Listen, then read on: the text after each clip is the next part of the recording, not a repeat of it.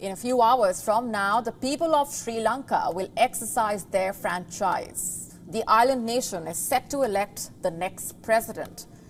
As much as this election is crucial for Sri Lanka, neighboring India and China will be watching the electoral contest very closely. Our next report telling you more.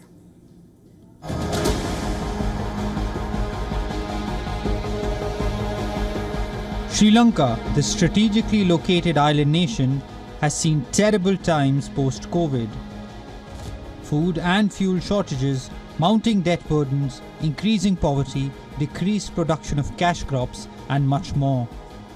This crippling economic crisis in 2022 led to raging protests and the fall of a government. President Gotabaya Rajapaksa fleeing the country. On 21st September, for the first time since the 2022 crisis, the country is going to the polls. So, this time around, what are the key election issues? Sri Lanka's history offers answers.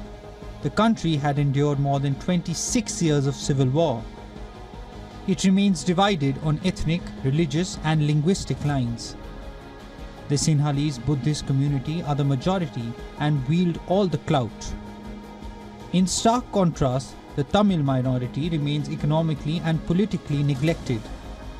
While the overall situation has improved from 2022, the long-term impact still remains. So who are the main contenders for the president's post?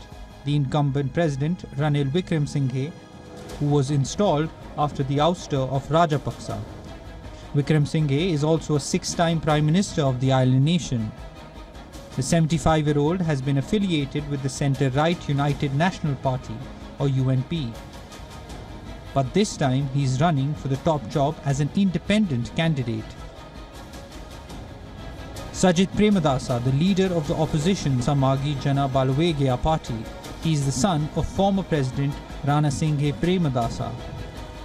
Sajith lost the 2019 presidential poll, which Gotabaya Rajapaksa won. The Ilankai Tamil Arasu Katchi, ITAK, a party backed by the minority Tamil community, has thrown its support behind the opposition leader Premadasa. And Aruna Kumara Dissanayake, whose left-wing coalition, Janata Vimukti Peramuna, has recently surged in popularity.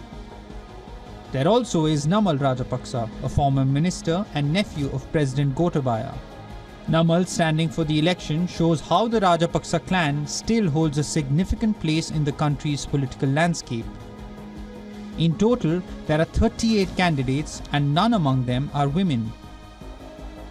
Considering the issues plaguing Sri Lanka, there are doubts if a clear winner can emerge.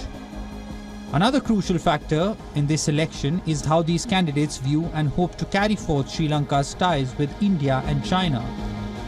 Given Sri Lanka's strategic location near peninsular India, there are concerns in New Delhi that Sri Lanka remains out of rival China's influence. China's string of pearls strategy is well known.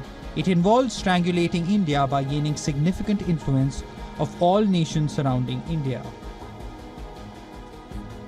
For China, Dissanayake would be the preferred candidate. Dissanayake's NPP has its roots in the centre-left political tradition, with the Janata Vimukti Peramuna, or the JVP, the main driving force within the NPP, tracing its origins to the pro-China faction of the 1960s Sri Lanka Communist Party. He also talked tough against Indian fishermen who are allegedly poaching in Sri Lankan waters. It is widely speculated that India's bets would be on Sajith Premadasa. Sajith's SJB, being an offshoot of the right-wing United National Party, is much more suspicious about China. With the loss of a pro-India regime in Maldives and more recently in Bangladesh, India would want to ensure that it maintains healthy relations with Sri Lanka, irrespective of whom the 17 million voters elect. To stay up to speed with the latest news, download the WION app and subscribe to our YouTube channel.